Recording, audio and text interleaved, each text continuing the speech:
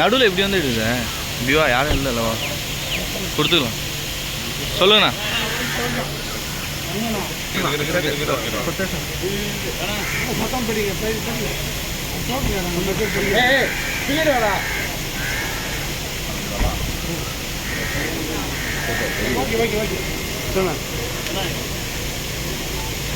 உலகம் போற்றும் உத்தம தலைவர் நரேந்திர மோடி அவர்களுடைய 3வது முறையாக பதவி ஏற்கின்ற போது நம்முடைய பாரத பிரதமர் நரேந்திர மோடி அவர்கள் பதவி ஏற்கின்ற போது அன்றைக்கு நம்முடைய மாண்பு முதலமைச்சர்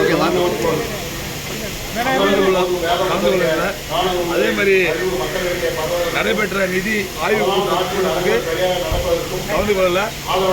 ஆனால் பிற மாநிலத்தை சேர்ந்த முதலமைச்சர்லாம் பார்த்தீங்கன்னா சந்திரபாபு நாயுடு அவர்களும் பீகாருடைய முதலமைச்சர் நிதிஷ்குமார் அவர்களும் மத்தியிலே நிதிநிலை அறிக்கைக்கு முன்னாடியாக சென்று அங்கே மாநிலத்தினுடைய வளர்ச்சிக்காக நிதியை வந்து கேட்டிருக்காங்க.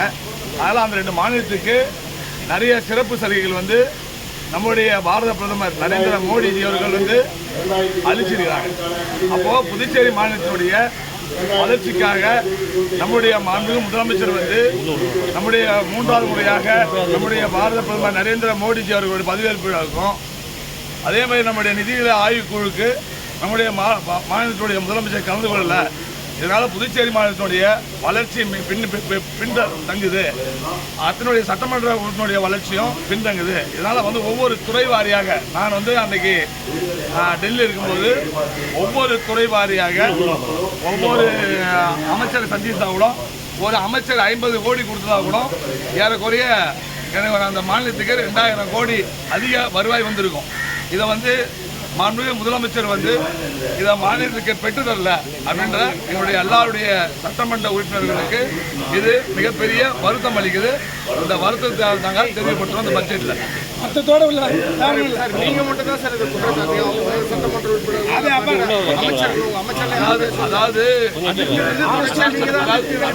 தொகுதியினுடைய சட்டமன்ற உறுப்பினர் எங்களுடைய தொகுதி வளர்ச்சி சம்பந்தமாக பேசுவதற்கு மக்கள் எங்களுக்கு வாக்களிக்கிறாங்க. அதை பேச உரிமை இருக்குது. நாங்கள் பேசுகிறோம். ஒன்றும் இல்லை, பட்ஜெட்லாம் நாங்கள் தான் தரல. நாங்கள் பிரதமருடைய ஆய்வு கூட்டத்தில் கலந்துக்கிட்ட வருத்தத்தோடு